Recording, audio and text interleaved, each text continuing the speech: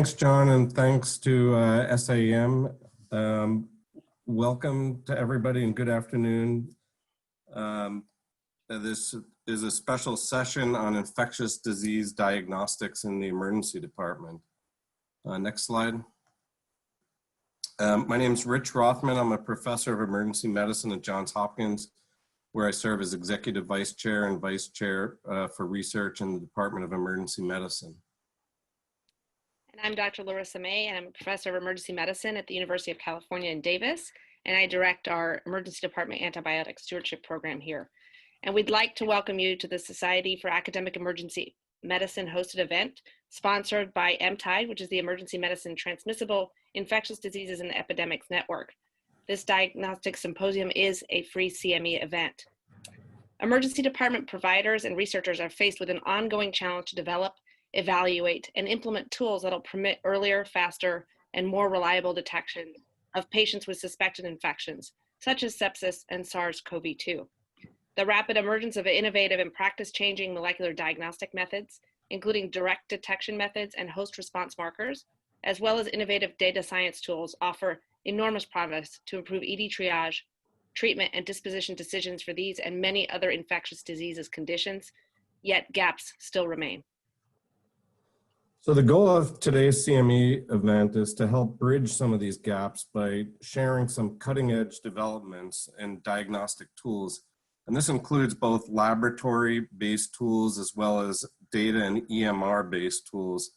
And we'll discuss how these tools are developed, as well as the vision and opportunities for moving these into practice, with the goal of improving diagnosis and management of patients we're seeing in the emergency department with either known or suspected infections, particularly around sepsis. As Dr. May mentioned, the event is sponsored by EMTIDE, which is a national network within SAM of individuals and practice sites focused on conducting research, educating provider base, and building programs which will help rapidly move emergency departments across the US to improve the approaches to early diagnosis and response to transmissible infectious disease threats. SAM and EMTIDE also would like to gratefully acknowledge BioFire Diagnostics, Cepheid Inc., and Inflamatics Inc. for grants to support this educational activity. Now it's our pleasure to introduce the two speakers for today, Dr. Nate Shapiro and Dr. Jeremiah Hinson. The first speaker you'll hear from is Dr. Nathan Shapiro. Nate is a professor of emergency medicine at the Harvard Medical School, where he serves as vice chair of research in emergency medicine. And that position is at Beth Israel Deaconess Medical Center. His area of interest and expertise are in sepsis, diagnosis, and resuscitation, with a particular focus on endothelial cell biology and the study of microcirculation. Dr. Shapiro has been involved in a number of studies involving biomarkers for infection and sepsis, and he's also led several clinical trials towards FDA indications. And our second speaker will be Dr. Jeremiah Hinson, who is an assistant professor and assistant director of research in the Department of Emergency Medicine at the Johns Hopkins University School of Medicine. He also holds a PhD in molecular and cellular biology from the University of North Carolina at Chapel Hill. Dr. Hinson is co-director of the Center for Data Science and Emergency Medicine, or CDEM, that includes experts from the field of biomedical engineering, data science, and mathematical ecology.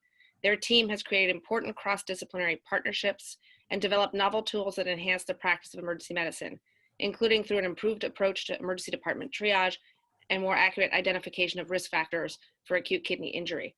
Their team is currently focused on using similar methods to improve infectious disease management in the emergency department. Dr. Hinson and his CDEM co-investigators have been awarded research grants from the Emergency Medicine Foundation, the Agency for Healthcare Research and Quality, as well as the Centers for Disease Control and Prevention. Next slide, please.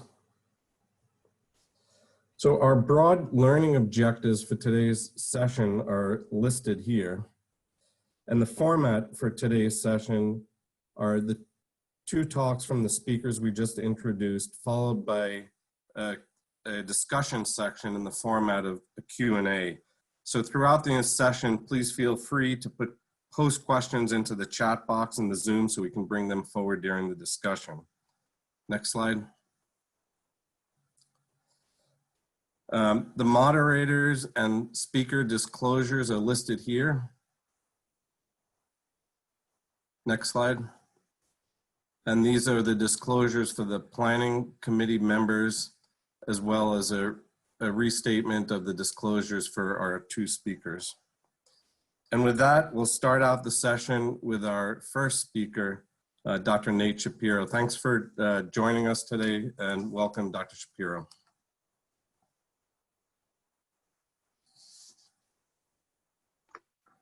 Thank you very much, and thanks for having me. I am Nate Shapiro, coming to you from Boston, Massachusetts, and we can go to the next slide. We're going to spend the next 20 minutes or so thinking about and learning about the diagnostic approaches that are happening that are relevant to the emergency department and what the future holds. The way I'm going to go about this is highlight at a big level the need for why we need diagnostics in the ED. Talk about how there's different efforts going after the pathogen, trying to identify what pathogen is circulating in our system. Also taking a look at approaches that are focused on interpreting the host response to these. And finally ending a little bit with the theranostic approaches, or the future of theranostic approaches, which is using diagnostic to pick the therapy that's going to be the most effective.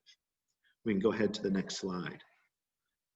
So really, why do we do tests? I think we can kind of broaden it out a little bit to, one, we're looking for a diagnosis.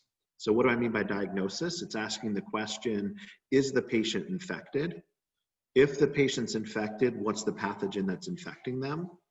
And then finally, is there a resistance pattern to our antibiotics or to our therapeutics that we should know about in order to inform the best treatment choice? Next, we'll go to host response. So another way we approach diagnostics is to interpret the host response. And what we can do is we can ask the question, is the host response indicative of a certain type of infection? In other words, is the host response telling us this is a viral infection? Is the host response telling us this is a bacterial infection? And finally, I'd like to think a little bit about prognosis. So when I use the term for this talk, diagnosis, it's going to mean, is the person infected? And if so, what type of infection is it likely to be? And I use the term prognosis, meaning, okay, I know the patient's infected, but I want to prognose how sick they are, or how sick are they likely to become. And so that's really where host response tends to be a bit informative in telling us about how we can think about how sick is the patient in front of me, and or how sick are they likely to become. And finally, the term theragnostics, again, it's asking the question, does a diagnostic suggest there's one therapy or another that's more likely to work? I mean, I suppose we could put antibiotic cultures here when we look at the resistance pattern, and that is really, by all means, a theragnostic approach. But what I also mean is more thinking about certain type of maybe novel sepsis therapies. Is there something about the pattern of infection or the pattern of the host response that is telling us we should, that can inform us as to the best choice of therapy? Next slide, please. So why do we do testing in the emergency department? Well, it's to identify if a patient's infected or what type of infection it is. It's to risk stratify, really so we can triage. Can I send the patient home? Should I put the patient on the hospital ward for further observation and treatment? Or do they need to go to the intensive care unit because they're about to become critically ill? And then finally, it's about the selection and titration of therapy. Next slide. So if we just think about the standard approach now, what do? We see a patient, we take a history, we look at the vital signs, do a physical exam. We get some basic testing that's become part of our routine approach, CBC, which is crude, but gives us a little bit of information, basic organ dysfunction, maybe lactic acid to risk stratify. Procalcitonin is starting to make its way into practice, whether or not it's standard of care is beyond this talk for sure. We'll do diagnostic radiology, looking for the source of infection, and we'll utilize blood or other kinds of cultures, but they take a couple days to come back. So if we go to the next slide, I think what we're going to see as far as what's in the immediate future, I think ultimately the goal is a 30-minute blood culture. All the information that we get from a blood culture or something like that, what is the infection, what's the resistance pattern, what antibiotics will we work, we really want that within 30 minutes. So ways that we're starting to shrink that time down to get towards that goal is first direct detection techniques. So it might be a culture followed by something called the MALDI, which we're going to talk about a little bit. It might be real-time PCR, and we'll dive into that a little bit, but really what we're doing is going after the RNA and trying to interpret what RNA is present from what type of bacteria and looking at those certain patterns. And can we actually pluck out those little bits of RNA, replicate it to the point where we can measure it and assess it and give us the result as far as what pathogen is present in someone's system. The other kind of broad base of approach that we're taking is looking at the host response. So if you think about, let's say, the neutrophils circulating in our circulation, going around our circulation, they're going to respond to an infection when it's present. And what they're going to do is they're going to replicate through messenger RNA to make new proteins. And then finally, those proteins are going to be processed, leading to metabolites. So the question is, can we intercept that process? Can we intercept the messenger RNA through transcriptomics and look at that signal and read that signal to say, okay, the neutrophils are responding in this given way. So this informs us that they're seeing streptococcal bacteria. So that's kind of the ultimate idea that we're going for here. Or we're saying the transcriptional response is really extreme. They're activating all possible processes. So this patient must be critically ill. So in the big picture, these are the ways that we're trying to operationalize and translate in the promise that these sorts of techniques hold for our future care. Next slide, please. So this is a little bit soapboxy, so please forgive me, but just big picture, when are biomarkers useful? So when we go to the bedside of the patient, we get that initial data, and we say, okay, the patient's really sick. And then a biomarker comes along and the white blood cell count comes back as 20. Well, probably that's not so helpful. Now, in the case where we say, okay, I think the patient's really sick, but our lab data or biomarker data is a bit more reassuring, then there's a discordance there. And at the end of the day, probably either the patient is going to look like the biomarker or the biomarker will look like the patient. And we have to really figure out which one's right. Is my clinical instinct overriding the biomarker because they're not reliable or they're lagging? Or am I overcalling it on the clinical instinct? And in fact, the biomarker is telling us while the patient might look a bit ill, they're actually okay underneath it all. If I think the patient's just fine, a biomarker can help me to reassure me, but at the end of the day, that's not going to change my practice. And probably the place where the biomarkers are the most helpful is when we think the patient's okay, but we're getting a signal that what's going on underneath, the patient's pathophysiology is not okay, and we need to take a closer look at the patient and probably upgrade the intensity or the way we're treating the patient. So John, you could go ahead and click twice and we'll see highlighting those two discordant situations is where we get the most information. And I would propose that it's the bottom row where if there's circumstances where the biomarker is sort of quote unquote rescuing us by calling attention to or raising a red flag on a patient that we would have otherwise thought was well, that might be the place where it helps the most. So we can go to the next slide. So let's talk a little bit about pathogen identification. And again, I want to say that I'm going to outline some use cases that I'm personally involved with. I'm not endorsing them as this is the answer for the future or the best approach, or the data even suggests that this is the most promising avenue we can go. I'm using these as use cases in order to illustrate directions that might come to fruition in the future. The studies I'm involved in, we are testing hypotheses and in the middle of testing hypotheses, and we need to know whether that hypothesis is true or false before I can truly endorse something. So we can go ahead to the next slide. There's a bunch of ongoing approaches now that are shrinking the time for cultures. Apologies, this is a little blurry. I'm sorry, shrinking the time for pathogen identification. And these are different techniques, primarily looking for RNA, replicating it, and then reading the signal. In the blurry row down below, you'll see that we're at about between 4 and 10 hours. So what these approaches are doing, and these are commercially available, is they're shrinking the time to pathogen identification, but it's still in a bit of a delayed fashion. And what I think it's fair to say that these approaches are making some strides, but still have not really, in general, gained widespread adoption. So we're reducing the time, but we're not quite there yet. We go to the next slide. If you take a PCR technique, and this is something that I think is gaining more and more promise, and if in particular for respiratory syndromes, I find the respiratory panel to be particularly intriguing, and we'll see how it ultimately impacts clinical practice. But BioFire has a panel where it takes a sputum sample, covers 21 of the most common pathogens. And the general way that this works, just to kind of give a feel for some of the techniques, is the sample is lysed. It's then amplified, as we're seeing in the schematic, to the point that there's enough readouts that we can then identify it. And we're moving to the detection within hours. So this is one example of PCR-based techniques that I think can inform our practice. The idea is someone has a cough, we check their sputum, it shows streptococcal pneumonia. You have a bit more help towards supporting your diagnosis. Again, you have to put it all in the clinical context, but we're making strides here with 21 pathogens. We can go ahead to the next slide.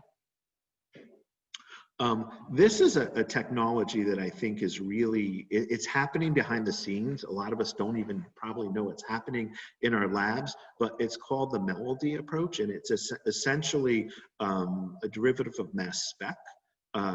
And I'm not going to get too technical here, but essentially we're putting sample in the grid to the left. We're hitting it with a laser and activating the energy. We're separating ions based on their mass to charge ratio. And essentially we're getting a pattern. And then we've characterized, we meaning the scientific community, has characterized the pattern. So we know the pattern of Streptococcus. We know the pattern of Staph aureus. We know the pattern of Klebsiella. And so essentially what's happening is we're taking we'll grow the cultures out. As soon as they see some sort of bacteria grown out, they'll take the bacteria, put it on the MALDI, activate it, and then look at the pattern and see and then take the pattern and match it to the library to see if they can identify the type of bacteria, because the bacteria will have the common mass charge ratio.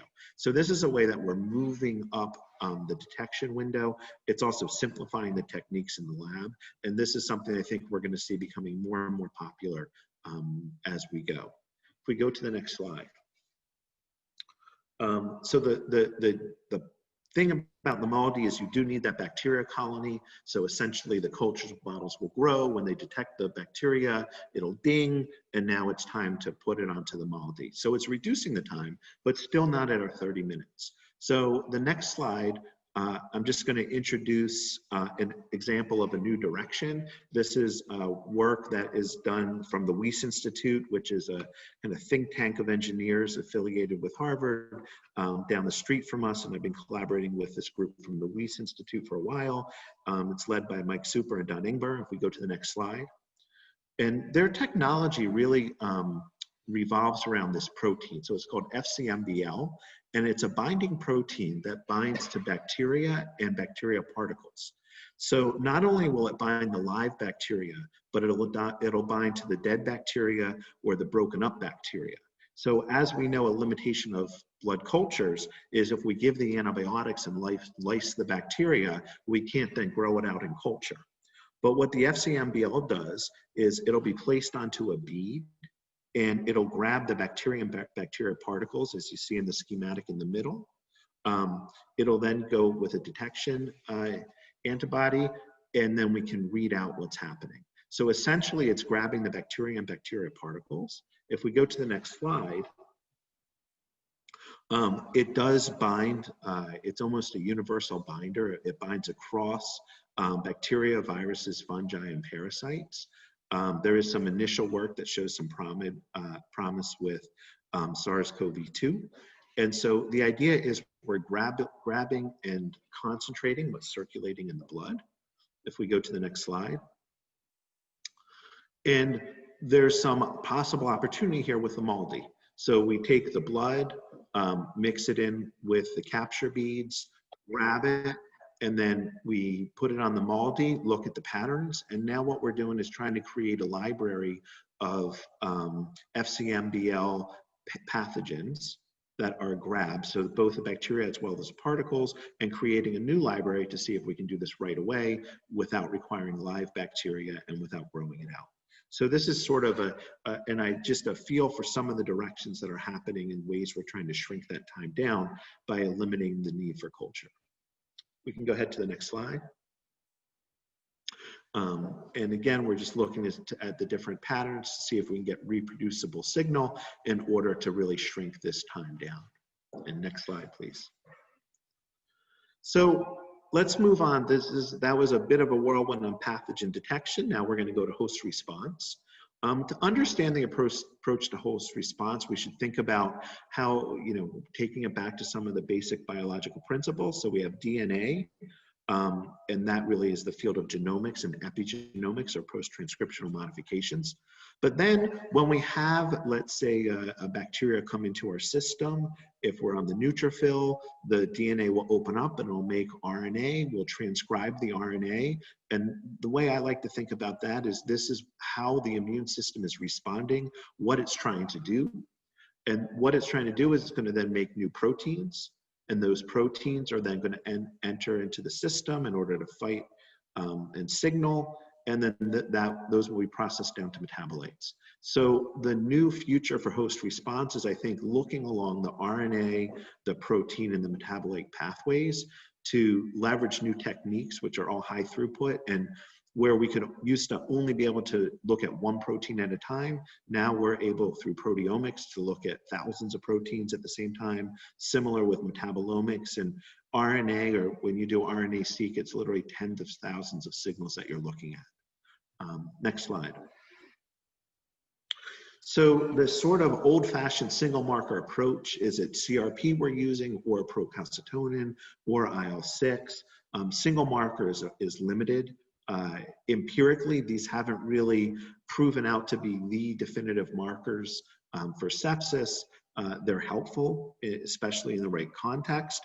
But the idea is that we're looking at a narrow slice, whereas sepsis is such a complex host response that we have to look more broadly. So if we go to the next slide. Really, this is where multi-marker approaches would be the next step of that. And next slide. So this is a study, it's actually a little outdated. It's a study that I did a while back, 2009. But what we did was we took 9 candidate markers and found a panel of 3 markers and showed how the 3 marker panel outperformed any single marker approach. What was also interesting was you had NGAL, which was renal dysfunction, IL-1RA, part of the inflammatory pathway, and it's actually protein C, part of the coagulation pathway.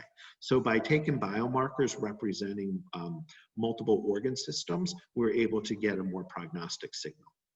So go ahead to the next slide, if you would, please, John. Here's another example of how we're translating multi-marker approaches to clinical practice. This is a company called FebriDx. If we go to the next slide.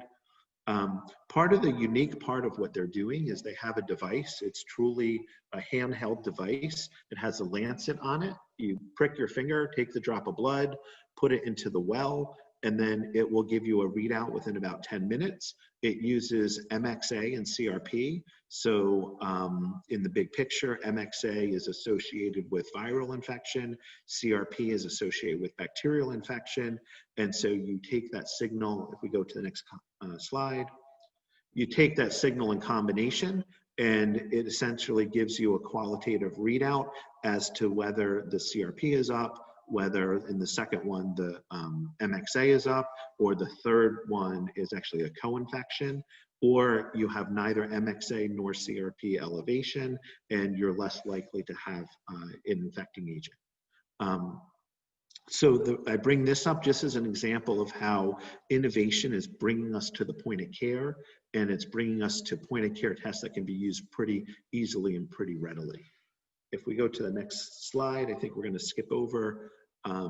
Okay. And so the trial that we're doing now is actually the pivotal trial. It's a 2,000 patient trial, 15 to 20 centers, and we're looking at the ability to predict those outcomes. So this is stuff that we can't say it's true. The hypothesis hasn't been tested, but it's also not future scientific stuff. This is in the real near term to determine whether this will work or not.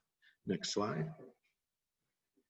So going back again to the targets, if we go a little bit more upstream to RNA, if we go to the next slide, so we want to think again about what we're doing is following the transcriptional patterns. We're following how the cells are responding, how the immune system is responding. If we go to the next slide. So when we do transcriptional profiling, you see all these fancy readouts, and I never really understood these when I first started, but they make a little more sense. But at the end of the day, if you look to the left, this is each messenger RNA signal, each transcript. And this is for about 5 patients. To the left is when they were infected, and to the right is 90 days after the infection. Green means it's activated, red means it's downregulated. And what we see is that you see a hyper elevation of a number of transcripts. It's really in the hundreds onto the thousands. And then versus there's also downregulation as well. But the idea is that this is one drop. This is really one blood sample, and we get this entire readout of RNA. So the question is how do we bring that to clinical practice? If we go to the next slide, one way we can do it is by drilling down on the different relationships and finding the key regulators or the things that are really driving it. That's one approach. Or we can identify several key regulators. If we go to the next slide. But the problem is how do we get it to clinical practice? So the next example I'm going to give is with a company called Inflamatics. There's a lot of examples of people doing this out there. This is one that I'm affiliated with, so I'm going to talk about it. If we go to the next slide. What Inflamatics has is the ability to assay messenger RNA to read that transcriptional readout. To get a transcriptional readout, it takes about 2 minutes with their technology, and it can be multi-marker. So I think the unique thing here is really making transcriptional readouts functional at the bedside. If we go to the next slide. It looks something like this. It's either a finger stick or a blood sample. It goes into a cartridge. You put it in. And there's really what could be a point of care device or something that sits in your lab, and you'll get those readouts. So if we go to the next slide. The approach that they're taking is actually using a probabilistic approach and giving a readout of, let's say it's bacterial infection is the outcome of whether it's very unlikely, likely, possible, or very likely. So giving a bit of a probabilistic readout on different outcomes. If we go to the next slide. The study that's going on right now is something called Sepsis Shield, or one of their studies, the one that I'm involved with. It's 1,500 patients, 15 to 20 centers. There's a multi-marker panel, and it's looking at 3 outcomes: the ability to predict a bacterial infection, the likelihood of a viral infection, and finally, whether a patient receives ICU level care. And so this is, again, just an example of how we're taking transcriptomics, but the technology now is really revolving around making it functional at the bedside. If we go to the next slide. The last one I'm just going to breeze through a little bit for the sake of time, but it's thinking about Diagnostics. And if we go to the next slide, some of you may be familiar with this trial. It happened in 2006, but it looked at restrictive versus conservative therapies for sepsis, fluid resuscitation for sepsis. And essentially, it showed that a restrictive approach was associated with improved vent-free days or decreased vent-free days. if we go to the next slide. And Carolyn Calfee did a study that used the original fact trial. And what they did was they looked at the study. They had biomarkers and they assayed the biomarkers. And they used something in the next slide we'll see called latent classification, latent class modeling. And what you do is you see all the biomarkers and clinical factors that were combined at the bottom and essentially split the group through statistical means into two groups. One is a hypo-inflammatory group and the other one's a hyperinflammatory group. And so by broadly splitting the patients into those who had a hyperinflammatory response and hypo-inflammatory response, when they then looked at the randomized trial, as we see in the next slide, you see that overall there wasn't much of a difference when we look at mortality, but the conservative group had a lower mortality if they were hypo-inflammatory, and in the hyperinflammatory group, the conservative group actually had a higher mortality. So the idea is that this is a way we can think about, and this is really, I would say, really hypothesis generating work because it was retrospective, but the idea is that there may be a profile of patient who may respond better to a restrictive strategy or a conservative strategy, whereas there may be a different profile of patient that may respond better to a liberal therapy strategy. So if we go to the next slide, I'll wrap up and say testing is really, it's intended to form key decisions. These are some of the levels of decisions with which it can respond. And with that, I'd like to turn it over to the next speaker.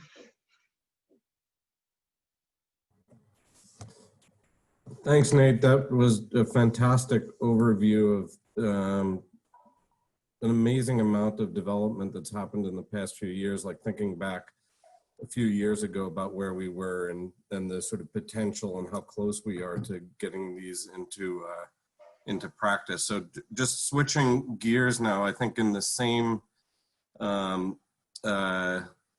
flavor, the use of data for decision making in the emergency department has really exploded in the past few years.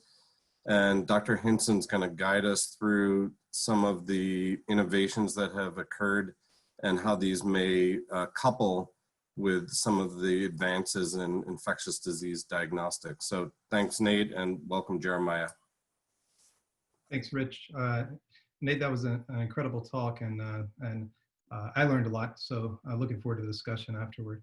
I am going to segue over to how we can use EHR data and artificial intelligence, things like machine learning, to inform decision-making in the emergency department. As Larissa was saying, I'm from Hopkins. I'm co-director of the Center for Data Science and Emergency Medicine, where we actually build and evaluate some of the tools I'm going to talk about. I also have a disclosure, which was on the first slide, but just want to make sure I'm clear. I'm involved with a startup company affiliated with Johns Hopkins called Stochastic. We are supported by the NSF, and the goal of the company is actually to take technologies that we develop through research and then disseminate them through commercialization. So next slide. Whenever I talk about decision making and how we can support it in emergency medicine, I usually like to anchor to this image. I think there are really 4 points in emergency medicine where we are making major decisions. The first is right after a patient arrives to the ED. So how sick is this patient compared to others, and who needs to be seen first? We're then trying to arrive at a diagnosis. So that starts with ordering diagnostics and then interpreting them and making a decision about what the patient is actually suffering from. And then we move to treatment, right? So some of the treatments that we give are supportive, and we can give them without a diagnosis, and there are others that are diagnosis specific, and a good example here is administration of antibiotics. And then there's the all-important disposition decision. So for this patient in front of me, can they go home? And if they can't go home, where in the hospital do they need to go so that I can get them to the right place? Next slide.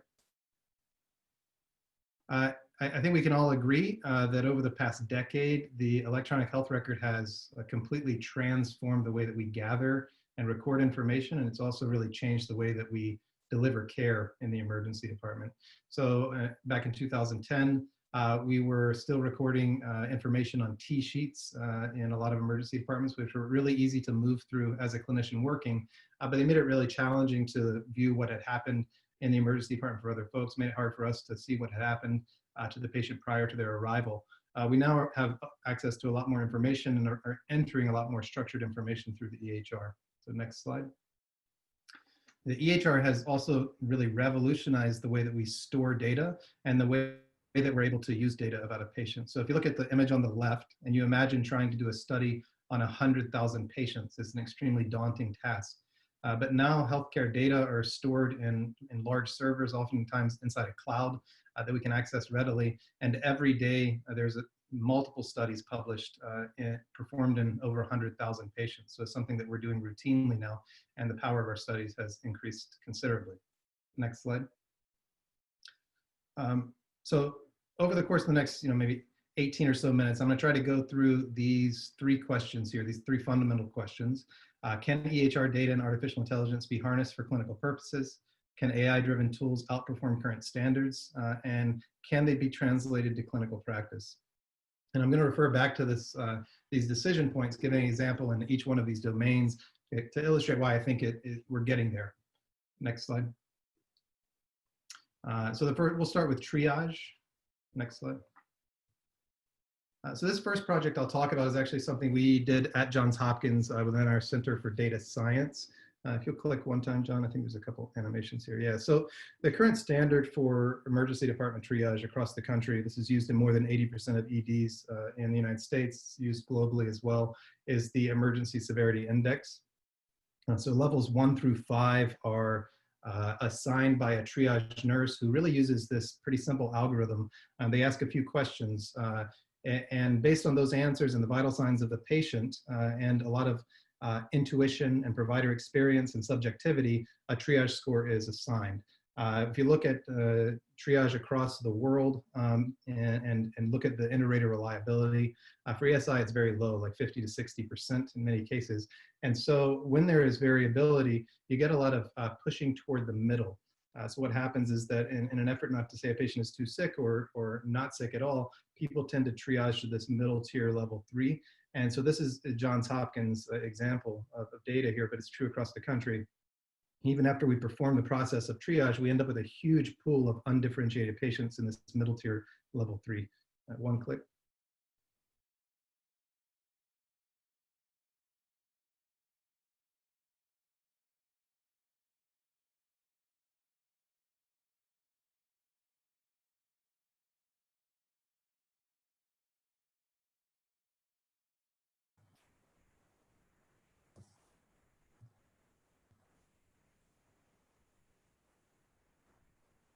Larissa, are you able to hear me? It looks like Jeremiah Hinson froze. So I'm gonna let him know. Yeah, so for everybody who's on the call, Dr. Hinson will be right back on, so stay tuned.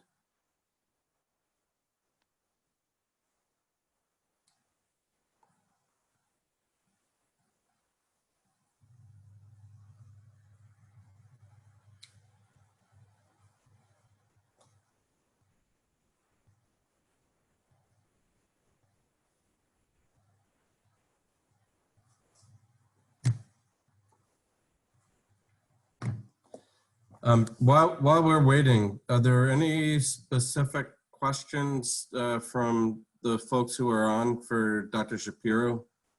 We're going to have some Q&A at the end, but we can use these couple of minutes for discussion. If anybody has any, you can either throw them into the chat or just shout them out if Jermaine can unmute everybody for a second.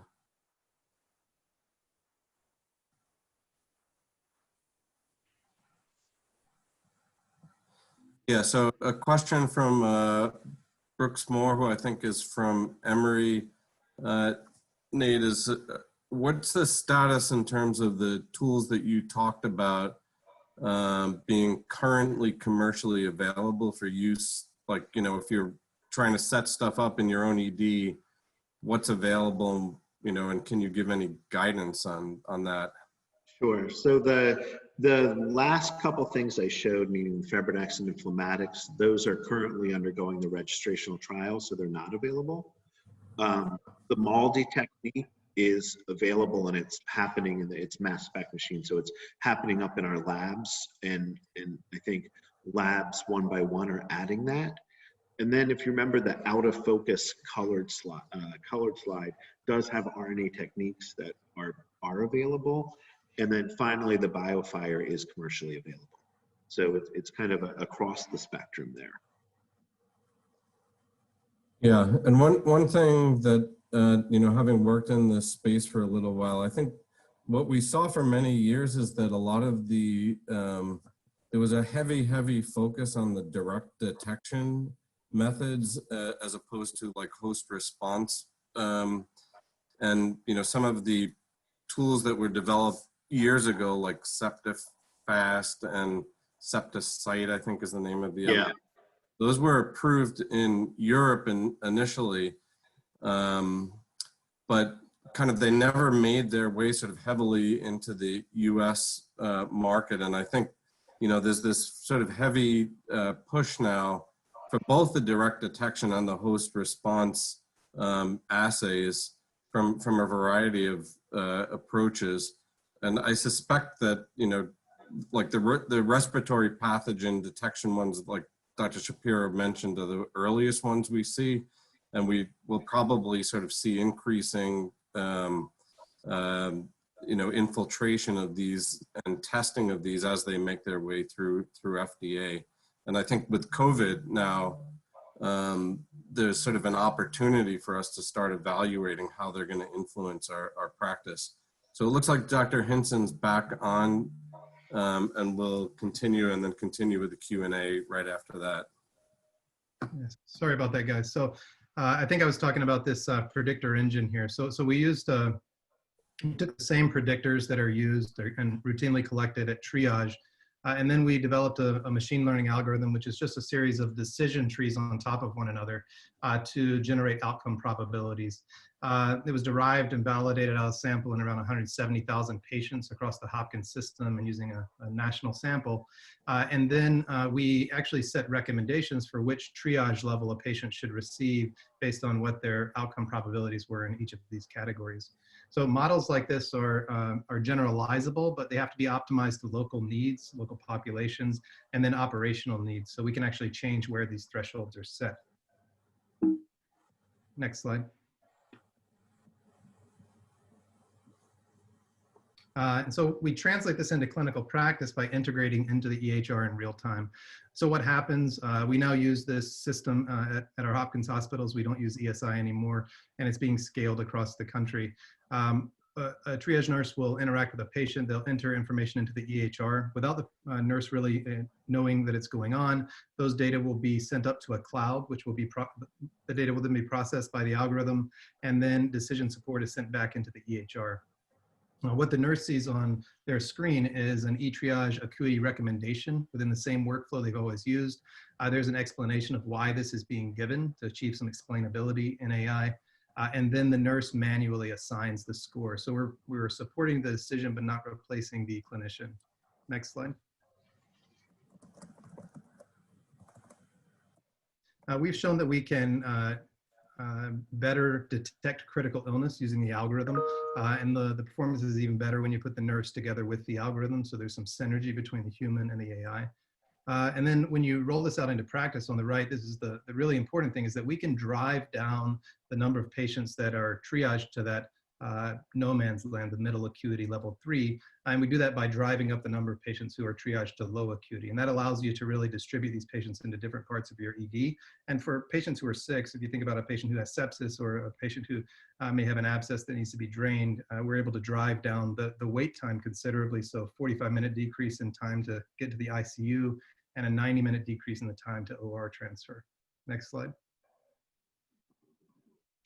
So now we're going to move to diagnosis. So what can we do with EHR data and AI to improve our ability to detect disease? Next slide. For this, I'm going to focus on sepsis. So we have a lot of patients in the emergency department. Many of our emergency departments are overcrowded, and some of those people are at risk for decompensating due to sepsis and other diseases. Sepsis is challenging, as everybody on this call knows, because it is hard to define. We've actually been through multiple iterations of the sepsis definition, and a lot of those changes were due to challenges associated with detecting disease early. Even after these, and in part because of these changes, there's been a lot of debate in the field about what should be the standard for screening patients for sepsis. And I put these titles in here. There's more than 100 articles written on this topic, but it's kind of interesting because this is clinicians and researchers going back and forth within the same article or the same issue of critical care about what we should be using, QSOFA versus SIRS. Next slide.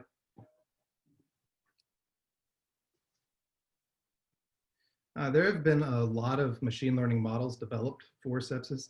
And many of them are great. This is one of my favorites. It was actually developed by Spencer Jones' group out of Tenet Healthcare in Tennessee. And they developed a machine learning model that uses a gradient boosted tree algorithm. They looked at 3,000 ED encounters from 50 emergency departments across the state. And they were trying to predict which patients would go on to develop SEP3 sepsis. And they used only predictors that were available within the EHR, things like the chief complaint, vital signs, and labs. And they looked at the performance of this model at multiple different time points within the ED. So 3 hours, they went actually from 1 hour all the way to 24 hours and looked at the performance. What you can see, if you look down here below, really focusing on the area under the receiver operator curve, that their risk of sepsis score, which is their model, outperformed any of the tools that we have. And you can see that over on the right as well, that theirs is the red line, and it's just pretty drastically outperforming anything else that was available. Now, this has not been translated to practice that I know of. I'm sure that it is being translated to practice, but it shows that these kind of models can really improve our ability to detect disease early on. We can move on to the next slide. So what about treatment? Next slide. I think we really have to first talk about heterogeneity, and Nate started talking about this with his diagnostics portion of his talk. So we have a tendency for many diseases, and sepsis is no exception, to treat patients with a certain disease uniformly, when in reality we know that each person is different. They have different gene expression profiles at baseline, and those gene expression profiles may change under disease states. And so the therapy that we apply to one patient may not be the best therapy for another patient. So if we really embrace heterogeneity, try to understand it, we'll get to a point where we can target therapies alone or in combination that are better for one patient versus the other. Next slide. So this is actually going back to molecular diagnostics. So there have been multiple studies similar to these two shown here, where investigators are utilizing transcriptomics to actually look at the gene expression profiles within a population, all of which have sepsis. And so they look at the expression of genes. They use some machine learning techniques, some unsupervised clustering to identify groups of patients that appear similarly based on their gene expression profiles. And they find that these clusters of patients also tend to have similar phenotypes. Meaning the way that they are manifesting sepsis, the rates of mortality, their rates of recovery, et cetera. We can move to the next slide. This study is really important and interesting. It was done by Chris Seymour and Derek Ings' group at Pittsburgh.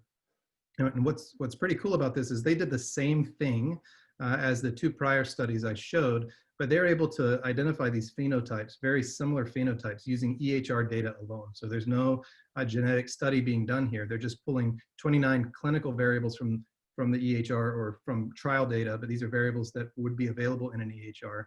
They again use unsupervised cluster analysis, and they identified these 4 cohorts.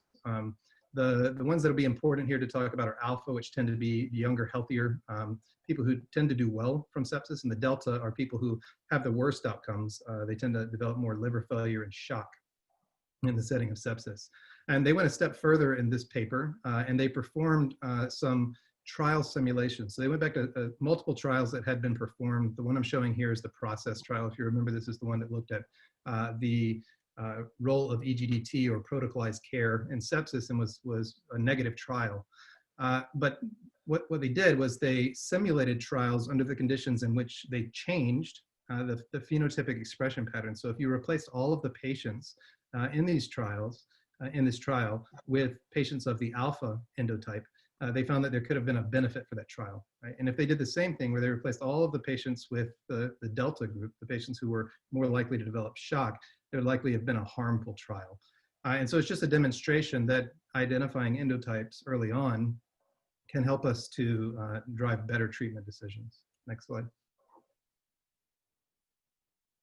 So what about disposition? So this is the final one that I'm going to talk about. How do we improve disposition decision-making using EHR data and artificial intelligence? Next slide. So I'm going to talk about COVID-19 here because this is a challenge that we're facing every day, right? So we've gotten a little better at it, but COVID-19 can be really challenging to treat in terms of knowing what's going to happen next, right? Patients can come in looking well and then decompensate within a few days of presentation or a few hours of presentation. They can appear to have severe illness and then recover quite quickly. Understanding how they're going to progress and achieving optimal disposition decision-making is important for the patient, but it also allows us to optimize our resources across an institution. So it allows us to respond to surges better. Next slide.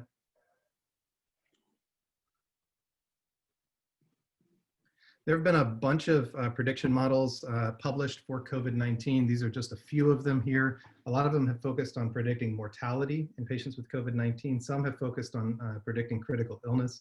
The one on the right is a great study that was published out of Yale, some of our colleagues there, led by Andrew Taylor. And the first author is actually a resident in the program, Adrian Heimovich, a really talented guy.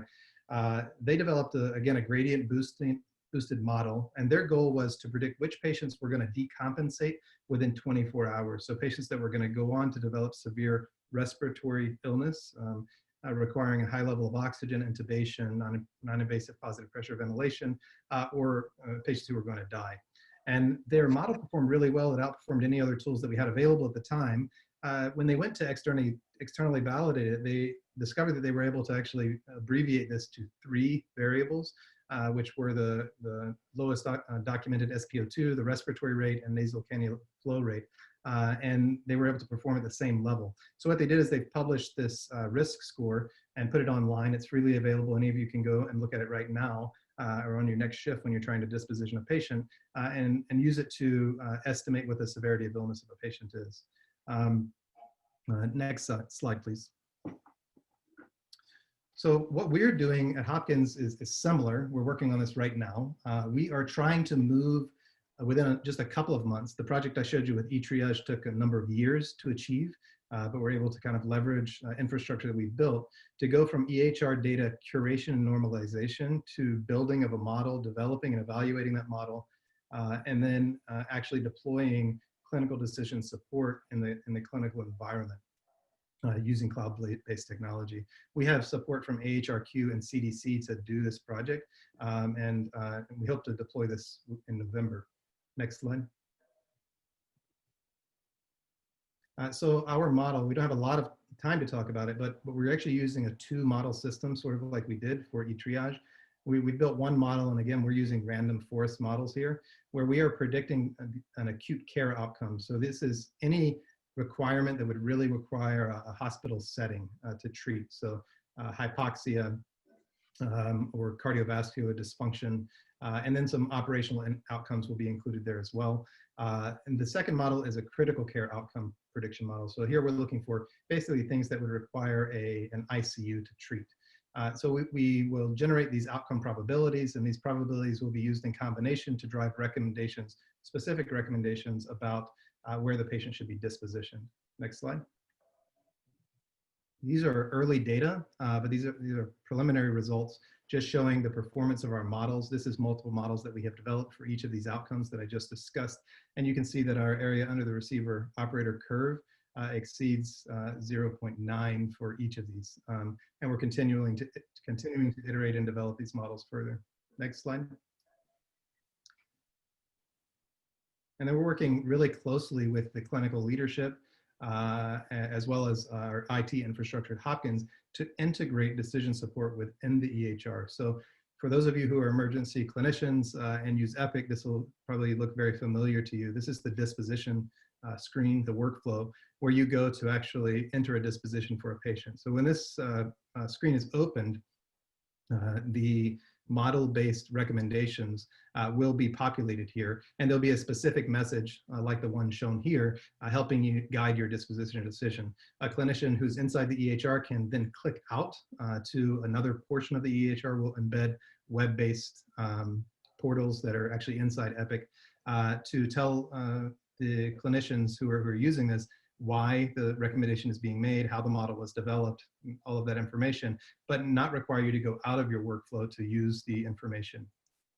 Next slide.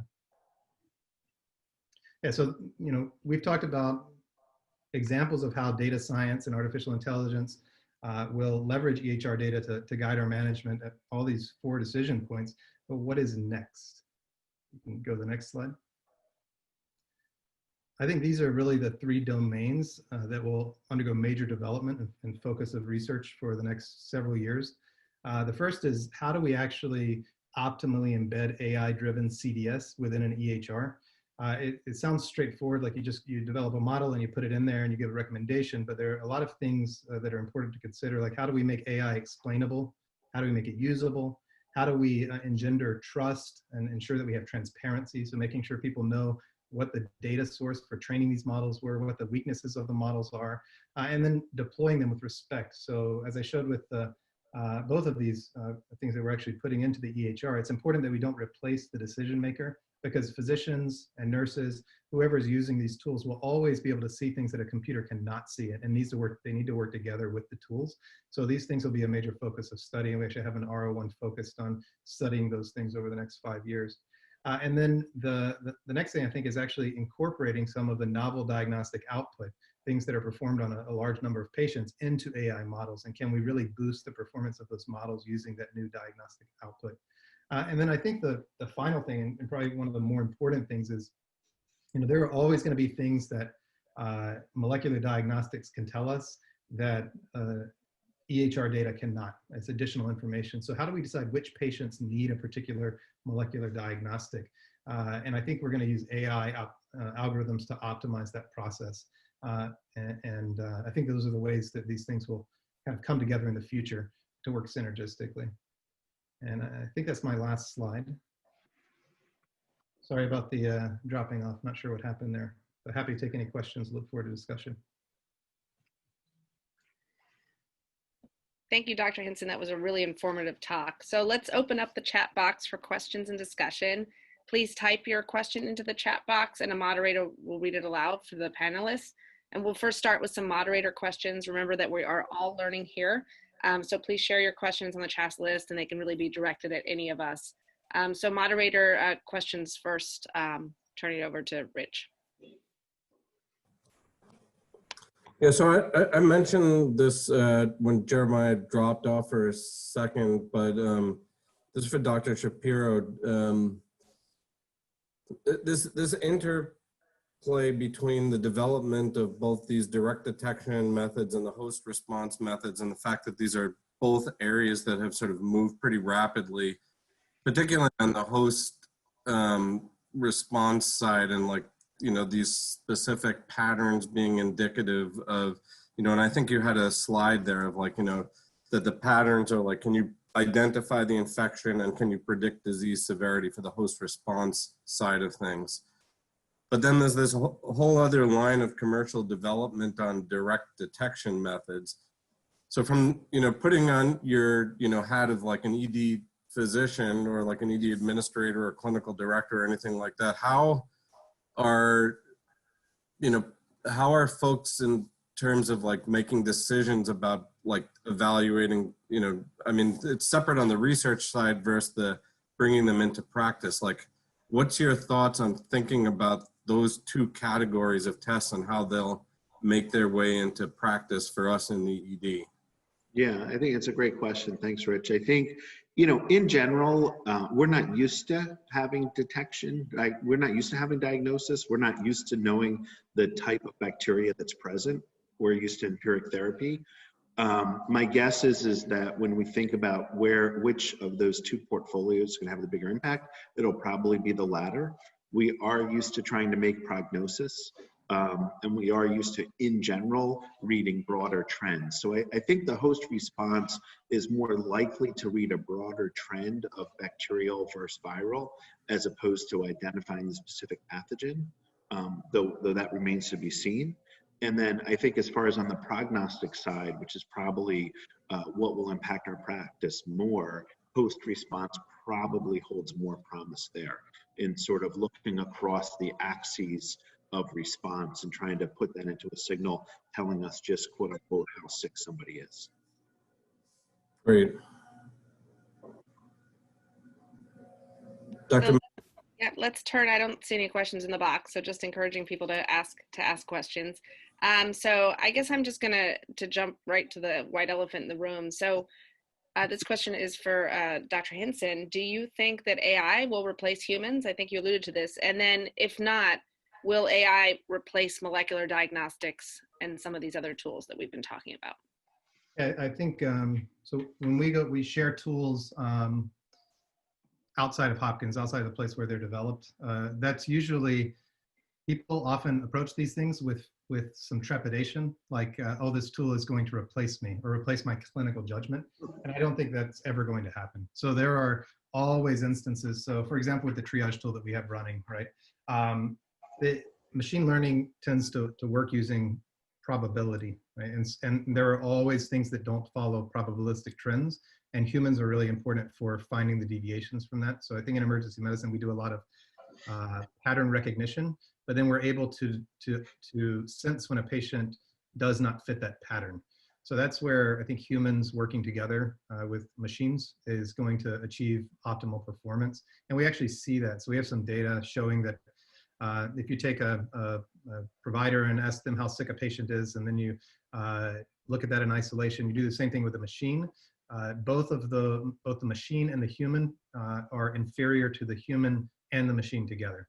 So the machine corrects the human and the human corrects the machine to the point that they reach a synergy that outperforms both. And in terms of molecular diagnostics, I think there will be certain venues where AI will challenge some molecular diagnostics, but I think for the most part, you'll be able to answer different questions with molecular diagnostics and sometimes with certainty. So let's say if you're able to predict that a patient is very high risk for a specific disease state, that may be the person that you go after with a more advanced molecular diagnostic that may be more expensive and limited in quantity rather than using kind of a shotgun approach, which we can actually do using AI, right? You can make predictions on every single patient and then hone down to the ones that are the most high yield.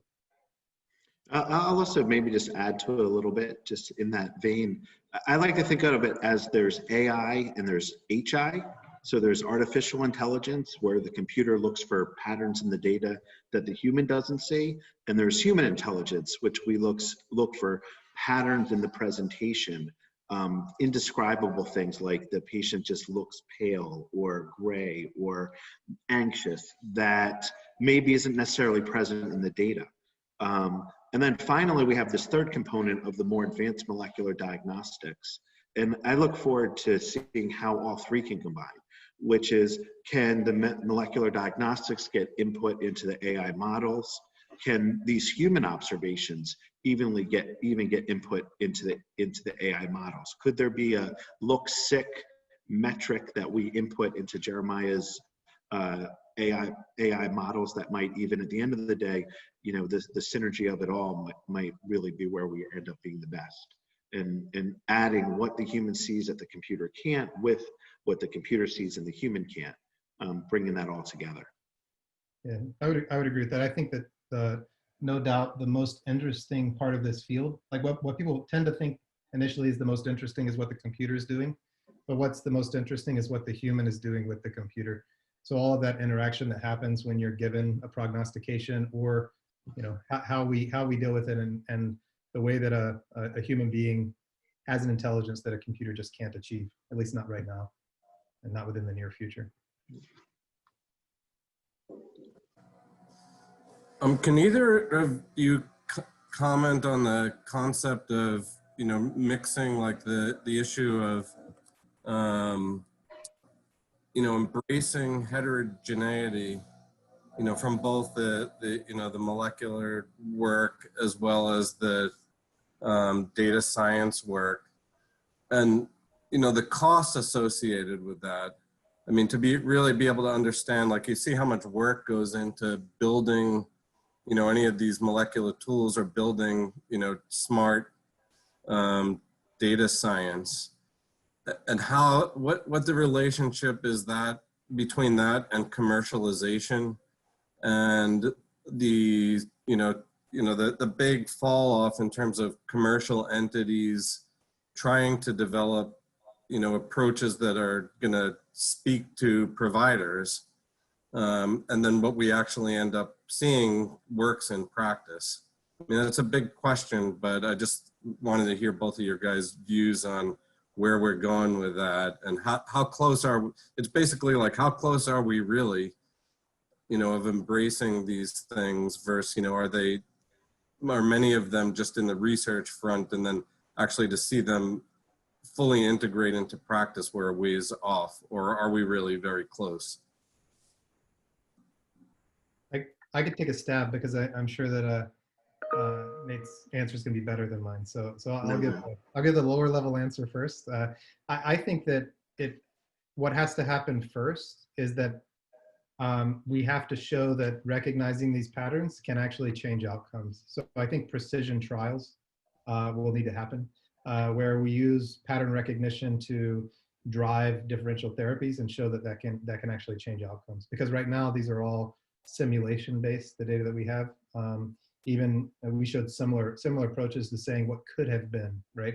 But I think that clinicians and everybody involved will want to see that it actually does change outcomes if we use this type of precision medicine. Because if it does work, then it would pay for itself. But I think that's the first step, and we have many years to go, but we're talking like within the decade, not in the distant future. I think that's a great answer. And, at the end of the day, the biology has to be there. So within a patient group, there has to be an underlying group that's going to respond differently and or better. And we have to have the therapy that's going to make the impact in that group. And so when we have such a situation, the first question will be, is there a simple categorization that can happen? Or does that categorization need to be a bit more complex? And that's where we can really leverage the machine learning. But, and then just in general, I think machine learning is really already pushing the boundaries of, when I gave the example of the MALDI techniques, I mean, that's an example of, what's right for machine learning, which is taking bacteria profiles, looking to match charge patterns, and then matching them up with libraries. That's where the computer vision is probably going to come out better than the human. So at the end of the day, I think the biology needs to be there, the use case needs to be there, and the complexity needs to be there, because at the end of the day, machine learning is essentially more complex statistical models, and there needs to be a need for that complexity. Just to piggyback on that, thinking about, artificial intelligence, machine learning seems so scary to people who are technically challenged like me. How do you think we can make these technologies and like integrate machine learning with some of the other, diagnostic information that we have?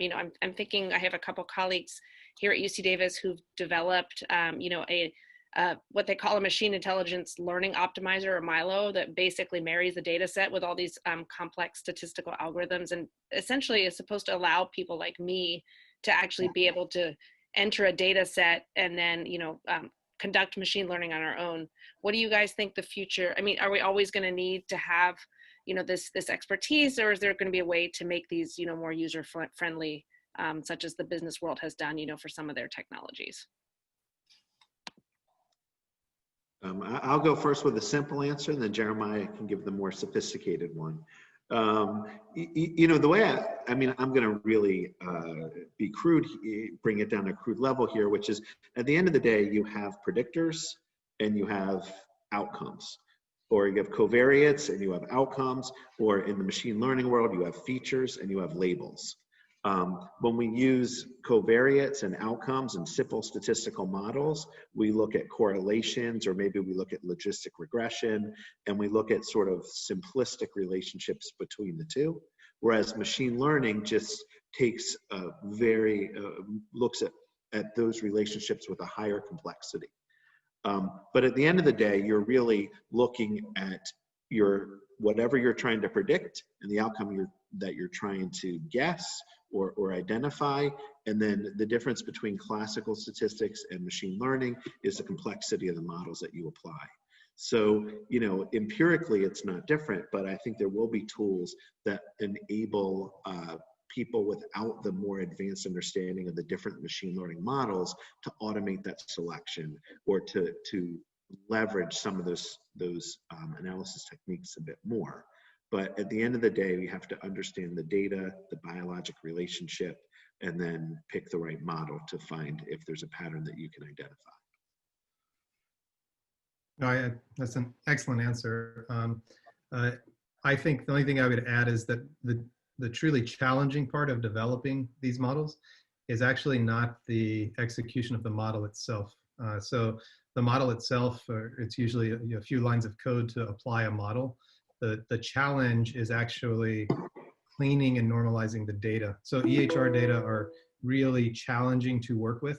So at Hopkins, in this center that we started, what's cool is that we have clinicians, and then we have data scientists who are essentially engineers. And if you take either of those people out of the equation, everything falls apart, because a data scientist or engineer who's not clinically oriented may spend weeks working on something that they have interpreted differently, because our nomenclature in medicine, especially the way that we label data and what data mean, is very, very different.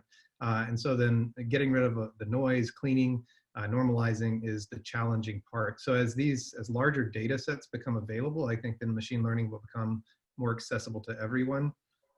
Sort of related to that, I think it's also about like what does a piece of information mean to a person, is something that's really interesting to try to understand. There's a lot of talk about how machine learning models are not explainable, not interpretable, and that is scary in emergency medicine, right? But if you ask, 100 clinicians who are using a clinical decision tool that was developed and is available on MD-Calc, right, how the statistics behind that worked, I think you get several different answers. And so our level of interpretability in those is low. So what we have to do is really just achieve an explanation of how a model that's working to allow people to really understand it and to be able to verify it, not necessarily to understand the inner workings of every model in real time.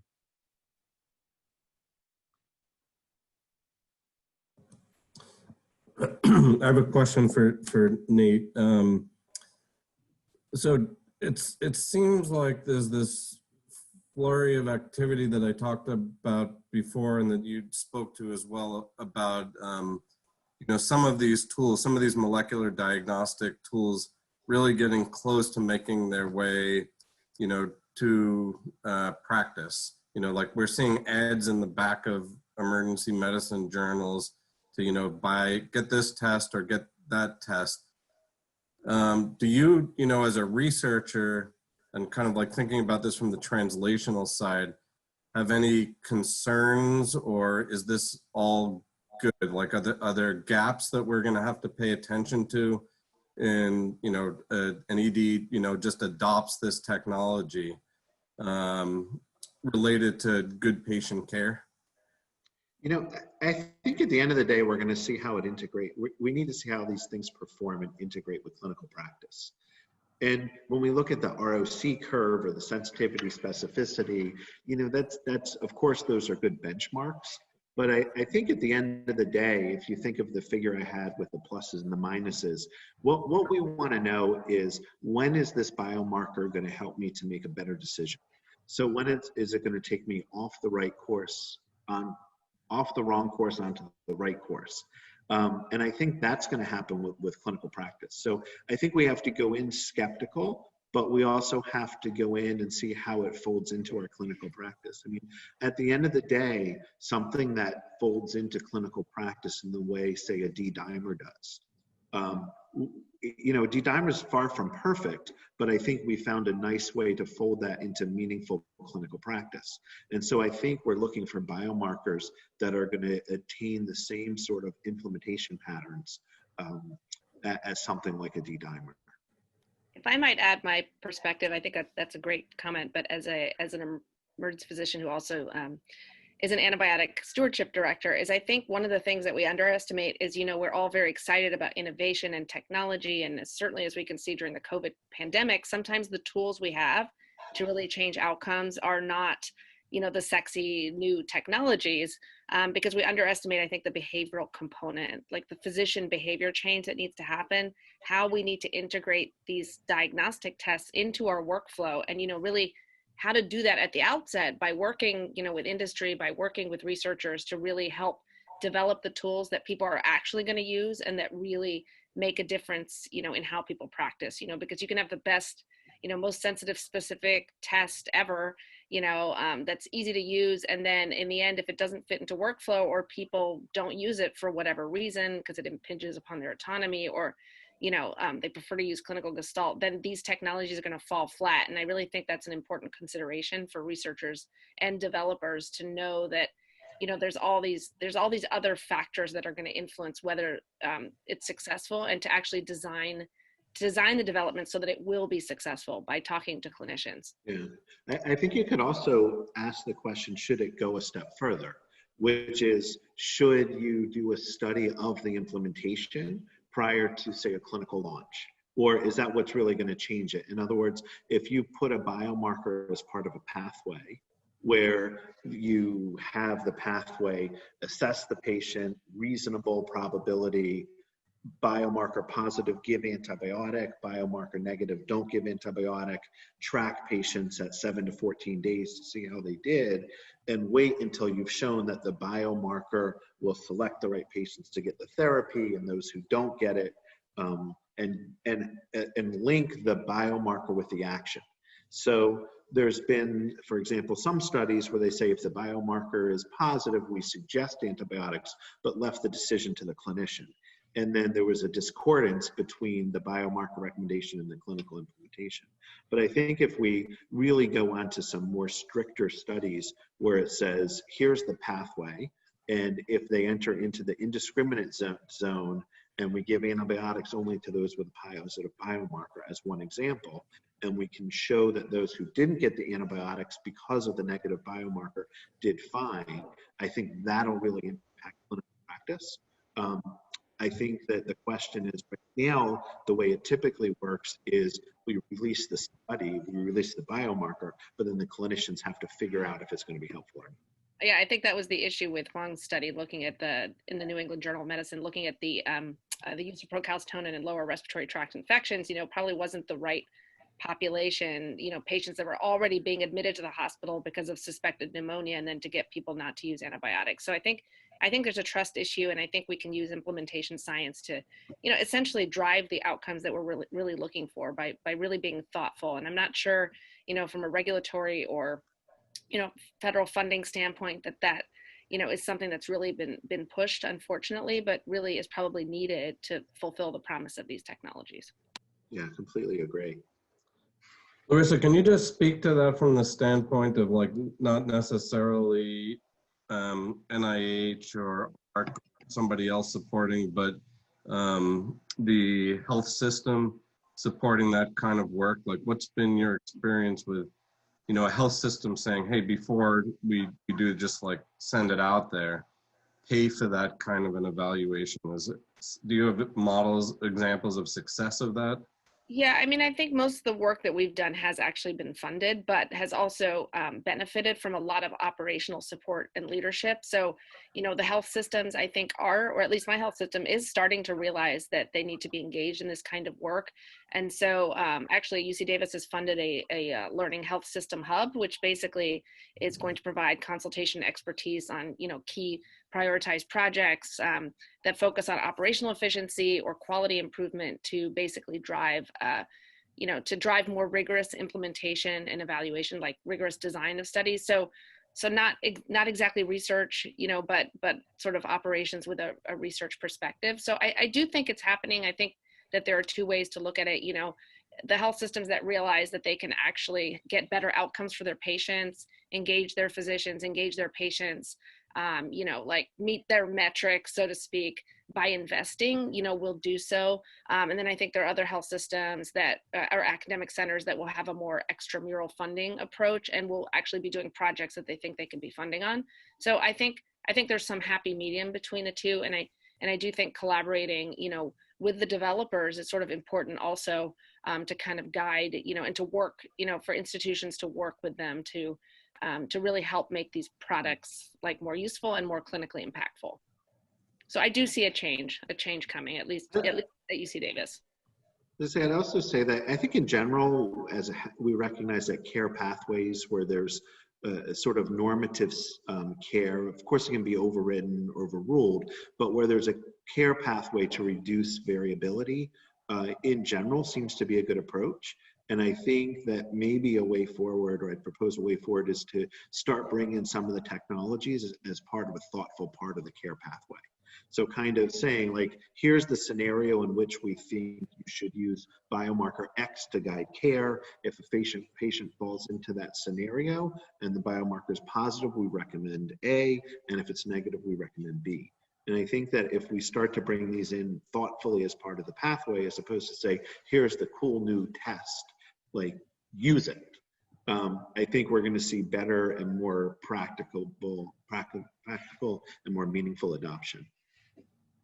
Perhaps that's a silver lining with COVID, right? Because there's been so much innovation by necessity, you know, even in terms of like, you know, telehealth and video visits and, you know, machine learning and the new technologies that are coming to fruition, you know, that maybe that is our silver lining, that we may actually be able to, I mean, I know Rich can probably speak to this because you've been working this field for years, and, you know, all of a sudden it feels like things are actually moving in terms of innovation and technology. Yeah, I agree. So we might as well end on a silver lining. So I just wanted to thank particularly Dr. Shapiro and Dr. Hinson for the time they spent putting together these, like, really, I think, great summaries for the emergency medicine community about where we are in this space. This symposium discussion is going to be available, so who's ever on, you know, feel free to share it. I think John Landry is going to be posting this up there, so as much as you can share would be great. I wanted to acknowledge also BioFire Diagnostic, Cepheid Inc., and Informatics Inc., again, for their supporting this educational initiative, which I think is really important for the emergency medicine community in terms of increasing knowledge and increasing our engagement and work in this space. Anybody who registered will get an email about your CME credits. And again, thanks again very much for SAEM for sponsoring this, MTIDE for their work in putting this together, and to the speakers. Have a great day, everybody, and see you soon. Thank you all for attending.